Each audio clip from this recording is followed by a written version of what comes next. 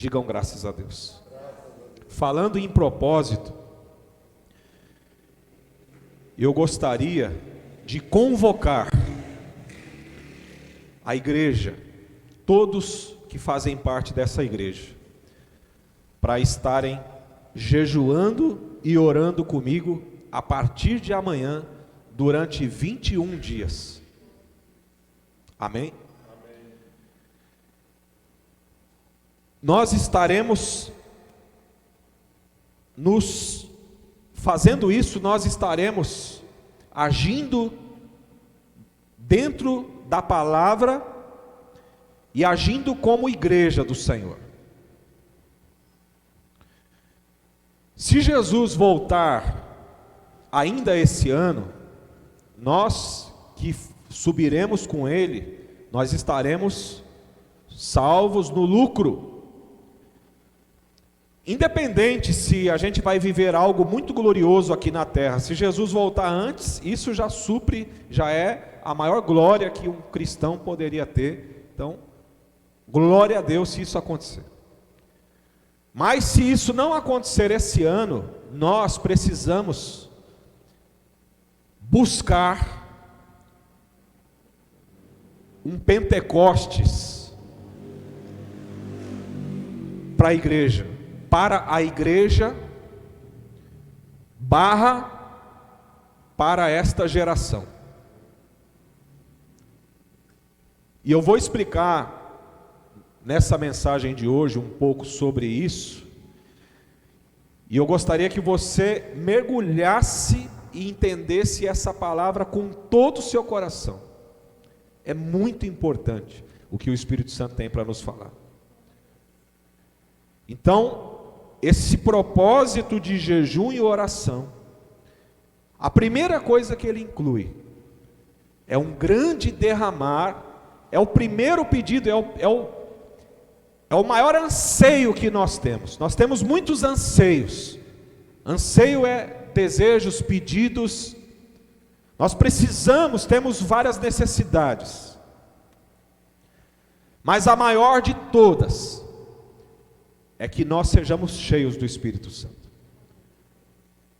Uma pessoa que de repente é curada, por exemplo, mas se ela não é cheia do Espírito Santo, aquilo foi bom, ruim não foi, né? Por exemplo, a cura não é ruim, mas a cura acaba, sim ou não? Acaba ou não acaba? Por exemplo, quando Jesus ressuscitou a Lázaro, depois de 4 dias que Lázaro estava morto, foi um grande milagre, sim ou não? Foi um milagre extraordinário, foi algo tremendo, tremendo. A Bíblia diz que a fama de Jesus correu por todo Israel, por toda a Judéia, por Samaria. A fama de Jesus correu, Herodes ficou sabendo da fama de Jesus. Os fariseus todos ficaram sabendo daquele sinal, daquele grande sinal. Porque a igreja, ela deve ser uma igreja de sinais. A igreja deve ser uma igreja de milagres, sim. Porém, aquele mesmo Lázaro que ressuscitou depois de 4 dias, depois ele morreu de novo, sim ou não? Morreu ou não morreu? Morreu. Ele ressuscitou, Jesus, como todos nós conhecemos esse texto, Jesus, ele disse: Lázaro, vem para fora, e ele saiu todo enfaixado, depois de 4 dias, foi um grande milagre, Senhor amado, meu Deus. Mas esse mesmo Lázaro, ele morreu, ou seja, aquele grande milagre que ele recebeu, se aquilo não tornou ele filho de Deus, não adiantou nada. Nós precisamos entender essa doutrina nos nossos dias. Tem pessoas que pegam o milagre e saem correndo, vai embora com o milagre, e sai pensando que Deus é com ela, que aquilo já é o topo, já é o máximo que poderia acontecer. A pessoa não nasceu de novo, não se tornou filha de Deus, A pessoa não foi cheia do Espírito Santo, ou seja, aquilo era só o começo. O milagre, uma cura, um sinal que Deus opera, é só um sinal para que alguém creia no nome de Jesus. Mas isso é só o começo. Deus, Ele tem um plano, e esse plano é que a igreja, ela seja cheia do Espírito Santo. Paulo, ainda quando era Saulo, sabe quem ganhou ele para Jesus? Quem sabe? Quem ganhou Saulo para Jesus? Ele era um assassino de cristãos. Saulo, ele estava inclusive indo para Damasco com uma carta, um ofício, como se fosse um ofício de busca e apreensão, dado pela justiça da época, dando para ele autonomia para que ele prendesse, para que ele acabasse com a igreja, prendesse, lançasse na prisão, julgasse da forma que ele quisesse, julgasse segundo a lei, apedrejando. No entanto que Saulo, ele assistiu o apedrejamento de Estevão. Estevão foi o primeiro diácono da igreja. A régua para diácono não é muito baixa não, hein? O maior modelo de diácono é Estevão. Estevão foi o primeiro mártir, e ele foi apedrejado, e Saulo, ainda antes da sua conversão, assistiu Estevão sendo apedrejado. Esse Saulo que eu estou te falando, ele foi ganho para Jesus, pelo próprio Jesus. Quando ele estava no caminho, uma luz bem forte brilhou, e ele escutou uma voz, ele viu o Senhor, mas ele caiu por terra, e o Senhor falou com ele: Saulo, Saulo, por que me persegues? E ele: Senhor, quem é que fala comigo? E ele diz: sou Jesus a quem tu persegues. Saulo estava perseguindo quem? A igreja. Saulo estava perseguindo os cristãos. Porém Jesus não disse que ele estava... Jesus disse: eu sou Jesus a quem tu persegues. Jesus, ele é o corpo. Jesus, ele é a base da igreja. A igreja está edificada sobre a rocha que é Cristo. E mesmo Paulo sendo ganho para Deus pelo próprio Jesus, mesmo ele tendo encontrado Jesus frente a frente, ainda assim ele teve que ser cheio do Espírito Santo. Ele teria a maior desculpa de todos. Ele poderia falar: imagina que eu agora estou com a bola toda, eu fui ganho pelo próprio Jesus. Jesus foi quem me ganhou, ó. Jesus não deixa ninguém isento de ter que ser cheio do Espírito Santo, nem quem ele mesmo ganhou. O próprio Jesus ganhou Saulo, e Saulo teve que ser cheio do Espírito Santo. Se Saulo não tivesse sido cheio do Espírito Santo, ele não tinha sido o apóstolo Paulo, que nós conhecemos. Ele não serviria.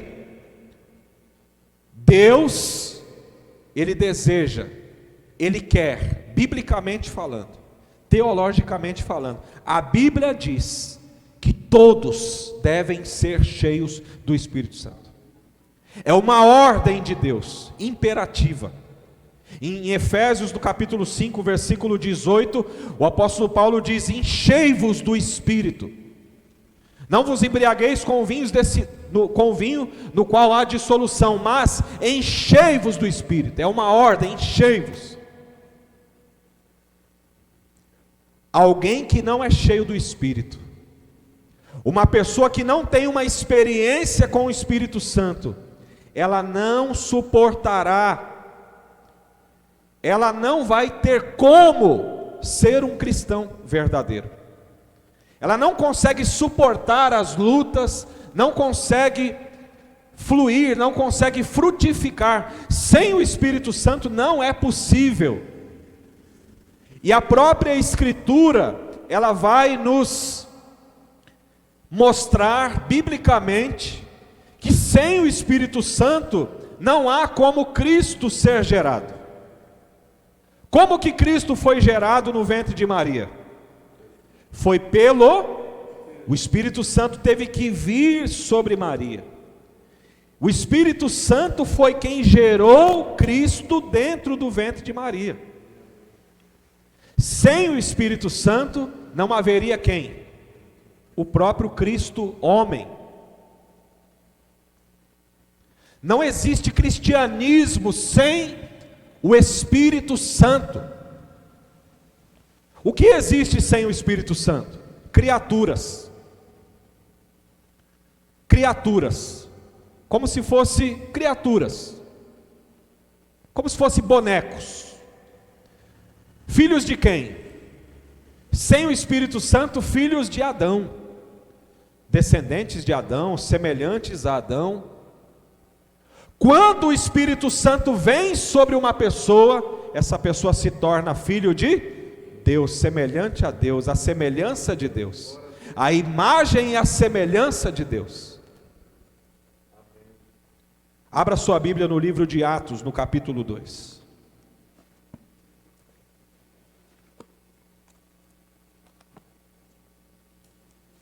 Eu espero que de uma forma introdutória você já esteja entendendo a necessidade de um grande derramar do Espírito Santo. Ninguém está isento. Ninguém pode ficar de fora. Atos capítulo 2. Aleluias. Bendito seja o nome do Senhor. Cumprindo-se o dia de Pentecostes, estavam todos reunidos no mesmo lugar. E de repente veio do céu um som, como que de um vento, veemente e impetuoso, e encheu toda a casa em que estavam assentados. E foram vistas por eles línguas repartidas como que de fogo, parecia, as quais pousaram sobre cada um deles. Versículo 4. E todos, repitam comigo, e todos, mais uma vez, e todos foram cheios do Espírito Santo e começaram a falar em outras línguas, conforme o Espírito Santo lhes concedia que falassem. Meus queridos, esse texto é o texto clássico de quando o Espírito Santo foi derramado pela primeira vez sobre a igreja. A igreja eram 120 que estavam reunidos no cenáculo. Eles estavam reunidos, estavam juntos, orando, esperando este derramar do Espírito Santo. Porque o Senhor Jesus havia falado, e o profeta João também disse: eu vos batizo com água para arrependimento, mas aquele que vem após mim vos batizará com o Espírito Santo e com fogo. Então havia uma promessa e haviam profecias. No livro de Joel nós temos uma profecia clássica também, a respeito do derramar do Espírito Santo. Joel capítulo 2, no versículo 28, ele diz: e depois dessas coisas, derramarei do meu espírito sobre toda a carne, e os vossos filhos profetizarão, os vossos jovens terão visões, os vossos velhos sonharão, e até sobre os servos e as servas derramarei do meu espírito. Nós temos vários textos aonde a promessa que é o Espírito Santo seria derramado. Essa é a maior promessa, é a maior bênção que pode existir. Porque sem o Espírito Santo, nós não podemos ser considerados filhos de Deus. O Espírito Santo é quem nos faz ser filho de Deus. Deus é Espírito. Deus é Espírito, está escrito.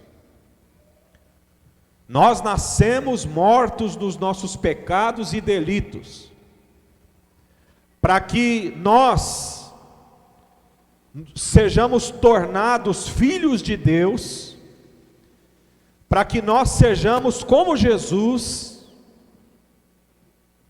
perfeitos como Jesus. Isso só é possível através do Espírito Santo. Sem o Espírito Santo não existe vida. Quando Deus formou o homem, a Bíblia diz que Ele soprou nas narinas do homem. Se o Senhor não tivesse feito isso, seria só um boneco de barro, não teria vida. Esse texto de Gênesis que diz que o Senhor soprou o Espírito nas narinas de Adão, quando a tradução, o original ali, a palavra é zoe. Zoe, a palavra soprou nas narinas dele o Espírito, a palavra ali é zoe. Zoe significa vida. Não existe vida. Se eu tenho o Espírito Santo, eu tenho a verdadeira vida. Se eu não tenho o Espírito Santo, eu não tenho a verdadeira vida. Como eu disse, palavra já dita, já mencionada, sem o Espírito Santo, eu sou só uma criatura. Tem um tempo de validade. Na hora que acabar, eu não terei vida após a morte. Sem o Espírito Santo não há como ter vida após a morte. Aí alguém me diz assim: pastor, mas a pessoa, ela morre, ela não vai para o inferno, ela não vai estar viva. Então, mas eu pergunto para você, existe vida no inferno? Dá para chamar de vida uma alma que está no inferno, sendo atormentada eternamente? Não dá para chamar isso de vida, hein? Ou dá para chamar de vida? Não dá para chamar de vida. Ali nós chamamos de morte eterna. Só tem vida eterna quem vai estar com Jesus, quem recebeu o Espírito Santo. Só tem vida eterna quem tem o Espírito Santo. Quem não tem o Espírito Santo vai ter o quê? Morte eterna. A pessoa vai estar consciente, vai estar sendo atormentada, mas isso não pode ser chamado de vida. Isso seria algo extremamente sem nenhum propósito. E Deus, Ele não quer que nenhum de nós venhamos perecer ou venhamos ter a morte eterna. Deus quer que todo homem se arrependa e receba a vida eterna. A vida é dada através do Espírito de Deus. Uma igreja que não tem o Espírito Santo é uma igreja morta. Ela pode ser uma igreja bonita, que canta. Ela pode até parecer uma igreja, mas se ela não tiver o Espírito Santo derramado sobre ela, assim como a igreja teve aqui, como nós lemos aqui no versículo 3, versículo 4, que foram vistas sobre eles, ali eles foram cheios do Espírito Santo. O Espírito Santo, ele vem trazendo vida. Esta passagem bíblica, este texto de Atos, ele é um relato de uma doutrina para a igreja. De uma doutrina e de uma experiência. O derramar do Espírito Santo é algo que doutrinariamente nós devemos saber, devemos crer de todo o nosso coração. Vou explicar melhor para você. O que seria doutrinariamente? É eu crer que o que a Escritura diz a respeito do Espírito Santo, o que aconteceu, foi um fato, e é algo para a igreja dos dias de hoje também. Doutrinariamente eu devo crer que a igreja, ela continua sendo guiada pelo Espírito Santo, ela precisa continuar sendo guiada pelo Espírito Santo, doutrinariamente. De uma forma doutrinária, eu tenho que entender isso eu tenho que saber. A igreja do Senhor Jesus, ela precisa ser guiada, ela precisa que o Espírito Santo, ele continue através dela nos nossos dias, doutrinariamente, de uma forma doutrinária. Muitos que leem esse texto de Atos, eles pensam que ali o Espírito Santo veio com grande poder e foi derramado, e é como se essa experiência que eles tiveram, desse grande derramar do Espírito Santo, que aconteceu em Atos, ela já fosse suficiente para nós nos dias de hoje, apenas termos isso de uma forma histórica, e para que a gente possa contar. Eu quero aguçar no seu coração, nessa noite, algo que o Espírito Santo acendeu dentro de mim, que é, doutrinariamente, eu devo conhecer a Escritura e saber que isso aconteceu, foi um fato, que isso também, eu devo crer nos dias de hoje, mas eu devo entender algo que foi o ponto principal onde o Espírito Santo me levou, que a experiência, ela é para cada geração. A doutrina, o modelo é para todas as gerações. Porém, cada geração deve ter uma experiência deste mesmo derramar do Espírito Santo. Está ficando mais claro? Se não tiver, o Espírito Santo vai me ajudar e vai ficando cada vez mais claro para nós. Há uma diferença entre doutrina do Pentecostes, há uma diferença entre a parte doutrinária e a questão da experiência. Por exemplo, não basta eu dizer que sou um crente pentecostal. Por exemplo, eu digo, eu sou um crente pentecostal. Aí alguém me pergunta, por que, pastor, que você é pentecostal? Porque eu creio no que está escrito em Atos capítulo 2, eu creio que o Espírito Santo foi derramado, que o Espírito Santo, ele continua fazendo as mesmas obras, que Jesus Cristo é o mesmo e tal. Porém, há um ponto que até dói um pouco se a gente tocar. Tem pessoas que se sentem ofendidas. Mas o intuito de Deus não é nos ofender, o intuito de Deus é nos ajudar para que nós em nada sejamos diferentes da igreja primitiva, que é a questão da experiência, desse derramar poderoso do Espírito Santo. Nós precisamos buscar, nós temos a doutrina, porém nós precisamos nos posicionar, para que a igreja tenha a experiência, isso nos nossos dias. Nós temos que entender que a nossa geração precisa de um Pentecostes. Acho que agora ficou mais simples. Obrigado, Espírito Santo. Nós não podemos achar que essa experiência dos apóstolos, ela já supre a minha geração. A nossa geração precisa viver um Pentecostes, um grande derramar do Espírito Santo. O Espírito Santo, ele disse pela boca do apóstolo Pedro,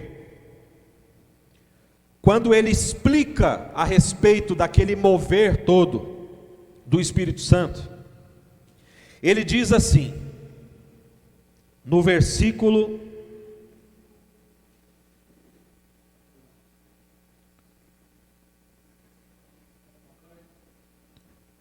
obrigado, meu querido. Não, o versículo 14 é o início do texto. Aqui, quando ele diz, deixa eu ver aqui, que essa experiência, onde ele diz que é para vós e vossos filhos. Ó, ele cita aqui, 39, né? Ele cita algumas profecias do Antigo Testamento, porque ele está pregando para o povo judeu que estava ali naquela festa, no dia de Pentecostes. O dia de Pentecostes era uma festa, e é uma festa judaica, amém? É uma festa conhecida como festa da colheita, festa das colheitas. Depois da colheita, eles faziam essa festa.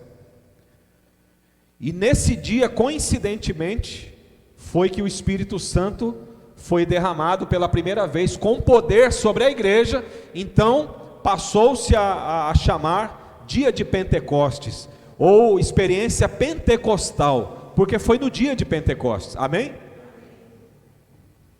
Então, por isso que nós associamos o termo pentecostal, porque se deu no dia de Pentecostes, que era a festa das colheitas. Mas a essência do Pentecostes foi o derramar do Espírito Santo. Os discípulos estavam ali, era o dia de Pentecostes, porém eles estavam ali buscando e esperando a promessa de Jesus e dos profetas, que era o derramamento,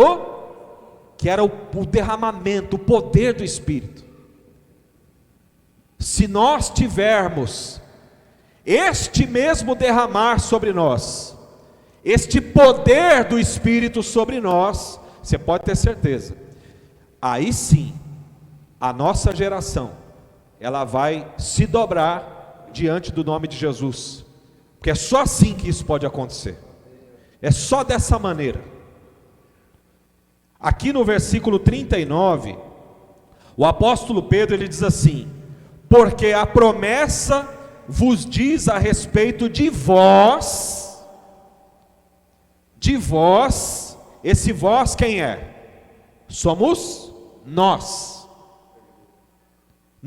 cada um de nós, todos nós, a respeito de vós, vossos filhos. Então, a experiência pentecostal, ela é para nós, para os nossos filhos, e todos que estão longe, ou seja, aqueles que ainda não tinham tido essa experiência, teriam. Ali Pedro está no meio de uma geração, aquela geração dos dias de Pedro, aquelas pessoas já não existem mais, porque as gerações elas vão mudando, elas vão trocando. Há 11, 12 anos atrás eu tinha um pai, hoje eu não tenho mais. A geração que veio depois dele sou eu, e depois, se o Senhor me recolher, vai ficar os meus filhos, já é uma outra geração, e assim por diante. A geração ela vai se renovando, é como uma remessa de flores ou de frutos de uma árvore, que ela se renova. Depois, numa outra estação, vai vir uma outra remessa, e uma outra remessa. Quem está entendendo? E nós, assim como Pedro estava inserido no meio de uma geração, nós, hoje, o Sérgio, a Maria, o Zé, o Gustavo, a Deusi, a Thaís, o Diego, a Tati, o Beni, a Janaína, a Rô, a pastora Sandra, a irmã Daiane, se inclua. Nós que estamos aqui agora, nós estamos inseridos no meio de uma geração. Assim como a igreja, aqueles 120 que foram cheios do Espírito, estavam inseridos no meio de uma, e tanto os históricos, os historiadores, como a própria Escritura relata, e livros históricos também, que aquela geração ali, a geração aonde Pedro, os apóstolos e aqueles 120 estavam inseridos, toda aquela geração foi alcançada pelo Evangelho, toda aquela geração. Relatos históricos dizem que milhares de soldados romanos se converteram ao Evangelho. Você sabia que muitos soldados romanos se convertiam quando eles iam na igreja para prender algum bispo ou para prender algum crente? Eles iam, por exemplo, eles iam em determinado lugar onde eles sabiam que havia uma reunião. E muitos deles, quando chegavam ali para prender o crente, muitos deles sentiam que aquele lugar havia uma glória, uma nuvem de glória. Eles se sentiam constrangidos pelo poder que havia naquele local e pelo espírito de santidade que havia na vida daqueles crentes. E eles também ficavam impressionados a forma que os crentes agiam diante da prisão, sem resistir à prisão. Tipo assim, o pastor, o bispo, vocês vieram prender a gente? Pode levar. Aí eles, mas vocês não têm medo de morrer? Não. Crente que é cheio do Espírito Santo, que conhece Jesus, se tem uma coisa que ele não teme, é a morte.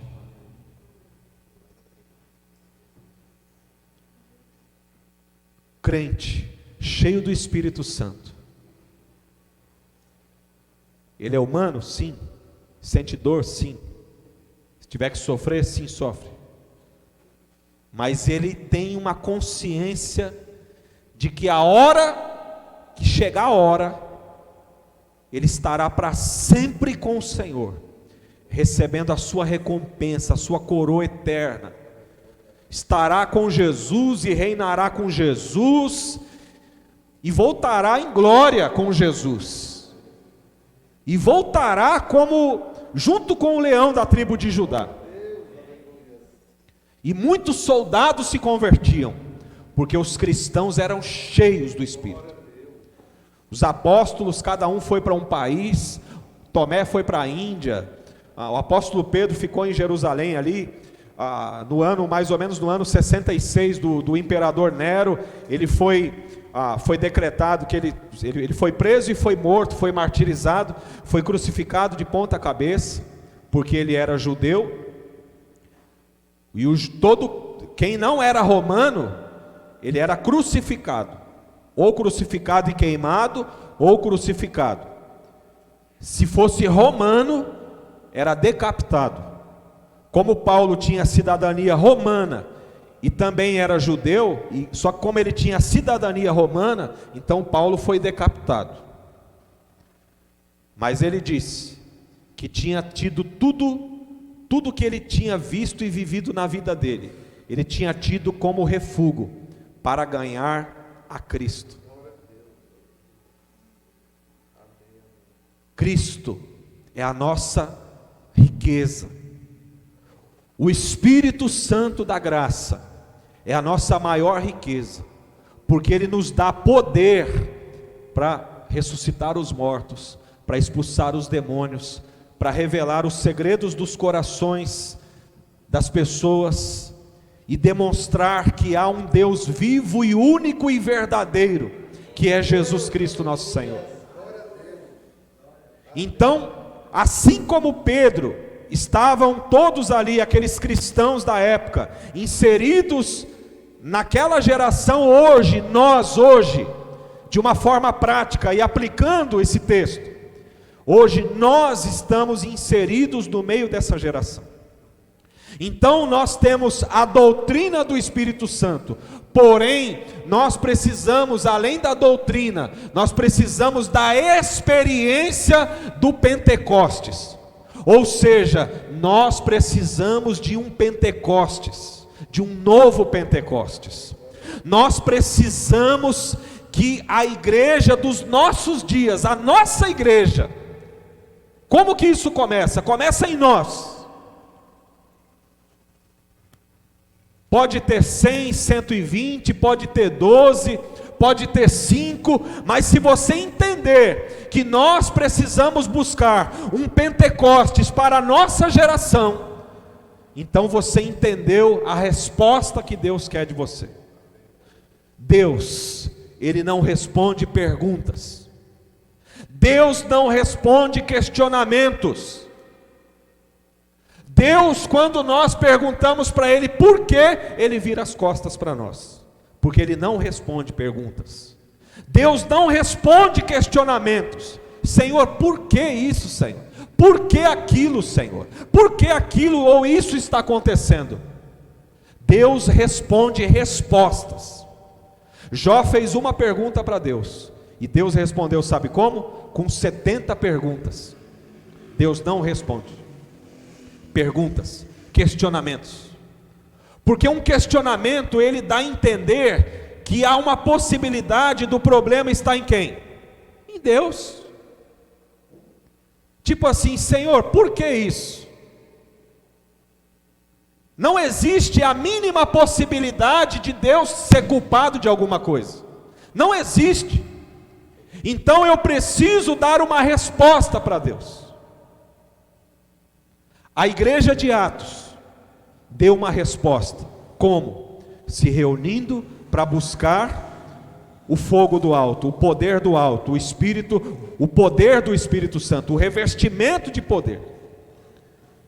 Hoje, nós, dessa geração, nós precisamos viver um novo Pentecostes. Não vale, somente a doutrina não é suficiente. Nós precisamos da experiência. Nós precisamos que sejam vistas sobre nós línguas como que de fogo.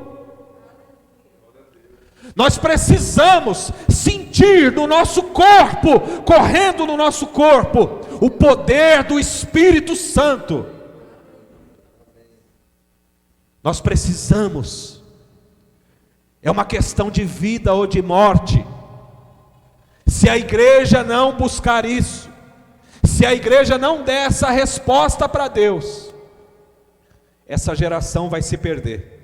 A geração de igreja, a geração que está aí fora, os nossos filhos, a nossa próxima geração. Nós precisamos buscar. Nós atraímos esse poder quando nós oramos, e nós mantemos esse poder quando nós continuamos uma vida de oração, buscando a Deus. Nós começamos e mantemos. Foi isso que os apóstolos fizeram.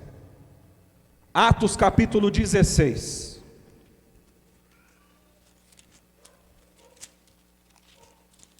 Quem lê a McChain está no devocional de hoje. Quem já leu, passou por essa leitura, que foi um dos devocionais de hoje, da leitura McCheyne, que algumas pessoas têm e já estão fazendo.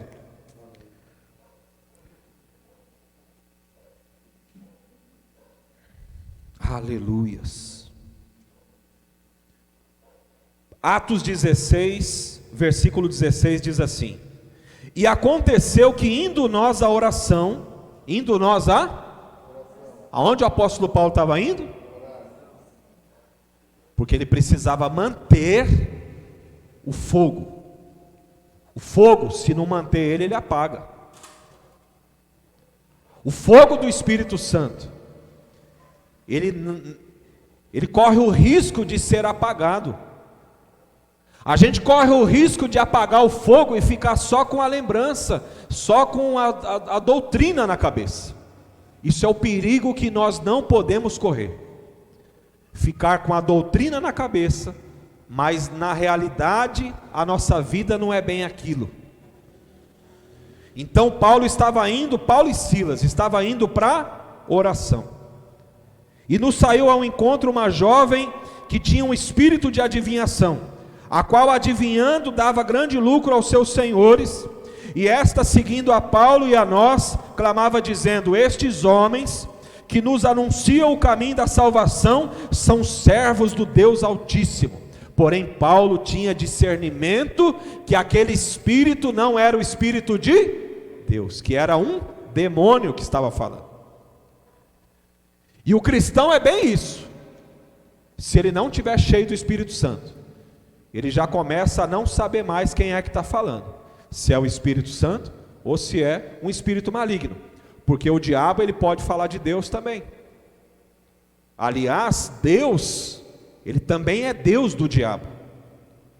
O diabo também tem fé. Você sabia disso?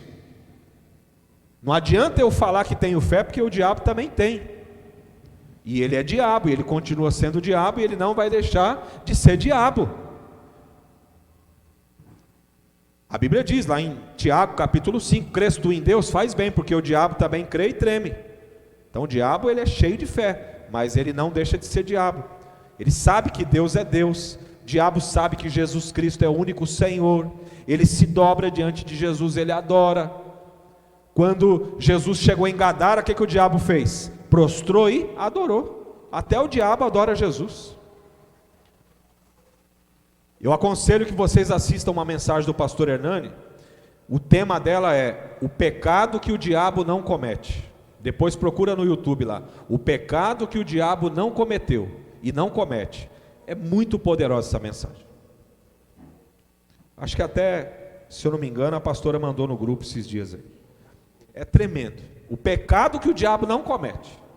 Gente, é tremendo. Então, o apóstolo Paulo entendeu que aquele espírito era um espírito diabólico. Mandou aquele demônio embora. Muito bem. Eu quero dar um pulo aqui, um salto nesse texto, para o versículo 19.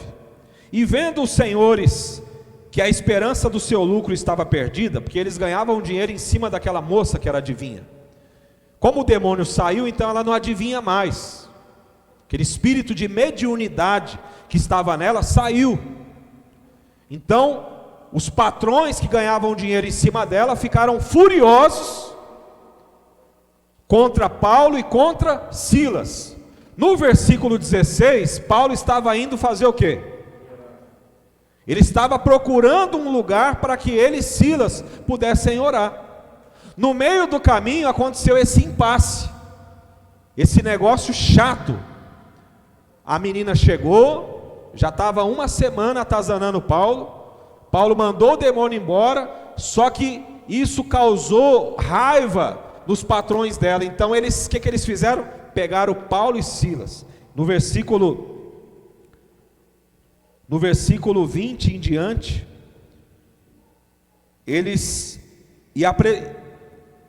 no versículo 19, na parte B, diz assim: prenderam Paulo e Silas e levaram à praça à presença dos magistrados, e apresentando-os aos magistrados disseram: estes homens, sendo judeus, perturbam a nossa cidade. Para você ver que O homem de Deus e a mulher de Deus, ele tira a paz do diabo. O diabo não fica em paz quando há um homem e uma mulher de Deus cheio do Espírito Santo. O diabo anda como perto da gente? Em paz ou anda diabo mesmo? Ou anda mostrando as garras? Porque o diabo não pode se sentir confortável na nossa presença. Nós temos que tirar a paz dele quando a gente chega. E para que isso aconteça, nós precisamos estar cheios do Espírito Santo. É o Espírito Santo, é o poder do Espírito que faz com que isso aconteça. Então, aqui no versículo 20, eles apresentaram Paulo e Silas. No versículo 21, e nos expõe costumes que não nos é lícito. O mundo jamais vai ter um acordo com o cristianismo ou com o evangelho. Ou eles vão se converter ou vão se revoltar. Essas duas coisas que vão acontecer. Ou eles se convertem ou se revoltam. Mas o cristianismo, ele não pode ter mistura. Amém? Ele tem que ser legítimo e verdadeiro, conforme a Escritura. Então no versículo 22, e a multidão levantou unida contra eles, e os magistrados, rasgando-lhes as vestes, mandaram açoitá-los com varas. E havendo-lhes dado muitos açoites, então aqui está dizendo que eles foram, as roupas dele foram rasgadas, ficaram nus em praça pública. É isso que a Bíblia está dizendo. Foram envergonhados, foram presos, tiveram as suas roupas arrancadas e começaram a ser açoitados, começaram a apanhar com varas. E muitos açoites, e lançaram na prisão, e mandando ao carcereiro que os guardasse com segurança, ao qual, tendo recebido tal ordem, os lançou no cárcere interior, e lhes segurou os pés no tronco. Bateram neles, rasgaram as suas roupas, bateram, lançaram na prisão, e falaram para o carcereiro: toma conta desses dois aí, amarra no tronco, é lá que eles vão aprender o que é bom, lá na solitária. Queridos, você consegue imaginar essa situação? Talvez muitos de nós, quando entrasse na prisão, a primeira coisa que ia fazer era falar assim: Senhor, por quê? Por quê? Senhor, por quê? A Bíblia diz que Paulo e Silas, eles não questionaram a Deus, eles deram uma resposta, que é o que Deus responde. Deus responde, sabe o que, meu querido? Deus responde a oração, Deus responde o louvor, a adoração, porque Deus olha e fala assim: esse eu tenho que interferir, esse eu tenho que operar, porque o meu espírito está nele, clamando, o meu espírito está nele, não questionando, mas está orando, está dando uma resposta. E aqui no versículo 25, eu gostaria que todos, se você puder ler comigo, eu vou ler sozinho, porque talvez algumas traduções são diferentes, aí fica, mas preste bem atenção. No versículo 25, perto da meia-noite, Paulo e Silas oravam e cantavam hinos a Deus, e os outros presos escutavam, ouviam. O que eles faziam? Lá no versículo 16, eles estavam indo fazer o quê? Só que eles apanharam no meio da rua, foram humilhados no meio da praça pública, foram presos, foram amarrados de novo. Mas nós temos que ser firmes na nossa fé e no nosso propósito. Nós temos que ser firmes na nossa fé. E a fé firme é aquela fé que não rouba a minha busca ao Senhor. Talvez hoje não é o dia do seu grande milagre. Talvez hoje não é o dia que você talvez vai ver com seus olhos algo que você precisa. Talvez não é hoje o dia. Talvez é amanhã, pode ser o mês que vem ou daqui a um ano. Mas existe uma coisa que deve ser agora, que o tempo é agora. Só existe uma coisa que eu não preciso esperar, que o tempo já é chegado e que o tempo é agora para todos nós, que é o tempo de buscar a Deus. Lá em Atos, no capítulo 1, não precisa abrir, os discípulos perguntaram assim para Jesus: Senhor, este é o tempo que restaurarás a Israel? Jesus havia operado, havia ressuscitado, estava ali ressurreto diante deles, para subir ali, pronto para subir para a glória, e eles ali empolgados, vendo Jesus ressuscitado, sabendo que Jesus era Deus, era homem, mas que também era Deus, e ele: Senhor, é agora que o Senhor vai restaurar todas as coisas? Jesus falou assim: ó, não vos compete saber tempos ou épocas. Não se preocupem, parafraseando, não se preocupem se o tempo é agora, se é amanhã, se daqui a um ano. Não se preocupe com isso, mas recebereis poder ao descer sobre vós o Espírito Santo.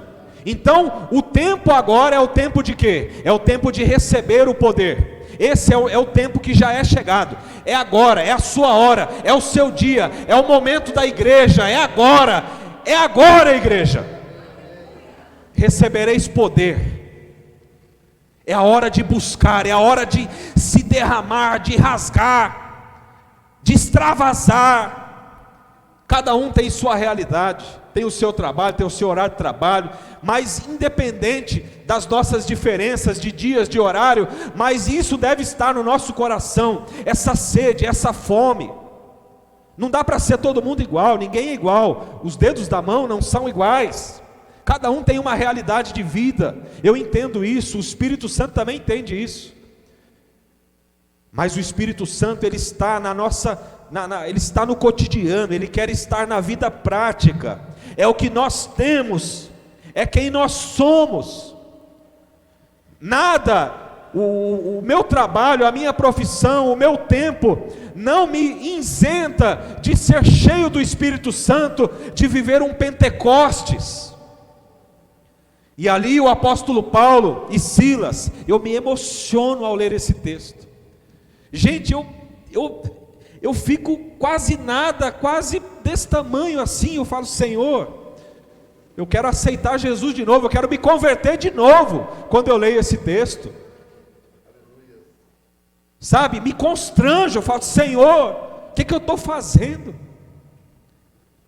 que eu estou fazendo como pastor, como membro da igreja, como membro do corpo de Cristo? Nós precisamos de um Pentecostes, nós precisamos ser revestidos de poder, nós precisamos buscar este poder do Espírito, esse poder do alto.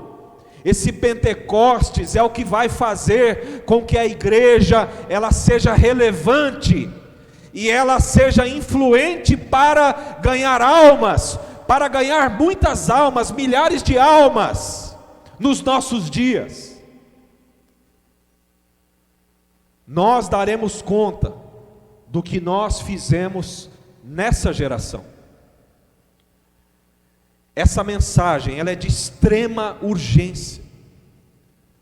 Nós estamos alinhados no mesmo espírito do nosso pastor. Aliás, a igreja de Cristo, ela está no mesmo propósito, porque Deus, ele quer derramar o Espírito Santo de uma forma extraordinária. Talvez você vai ser pego lá na sua casa, talvez você vai estar lá lavando louça lá e cantando lá, ou passando um pano, ou fazendo uma comida, e talvez você vai ser pego lá você vai ser cheio. Não sei como que vai acontecer. O que eu sei é que se você tiver fome e sede, você será cheio. Você falará em línguas, você receberá dons, você receberá poder. Você receberá poder extraordinário, poder do alto. É o que nós chamamos de profecias. O que a Bíblia fala de profecias é exatamente isso que eu estou falando. Quando o apóstolo Paulo, ele diz: não apagueis as profecias, 1 Tessalonicenses 5:19, não apagueis o fulgor do Espírito, não desprezeis as profecias, versículo 20, ele está dizendo que nós, a igreja, ela não sobrevive, ela não pode viver, se ela não tiver a experiência do Pentecostes. A doutrina somente não basta, nós precisamos buscar o poder do alto. A doutrina, ela meio que a gente vai passando, vai levando, mas não dá para viver no raso, não dá para ficar de qualquer maneira, não dá para continuar sendo aquele Sérgio. Eu preciso de mais. Deus tem mais para nós. Deus tem mais para você, Denner. Deus tem mais para você, Carol. Para você, Giovana. Deus tem mais para você que vai assistir essa mensagem, que está em casa. Deus tem mais, não é só isso que você tem vivido, Deus tem mais. Fique de pé no seu lugar. À meia-noite eu cantarei essa canção, tão alto que os prisioneiros ouvirão. Quando não há o que fazer, é muito forte a minha dor. Levanto as mãos para os céus e louvo ao Senhor. À meia-noite eu cantarei essa canção. O Espírito Santo está nesse lugar. Tão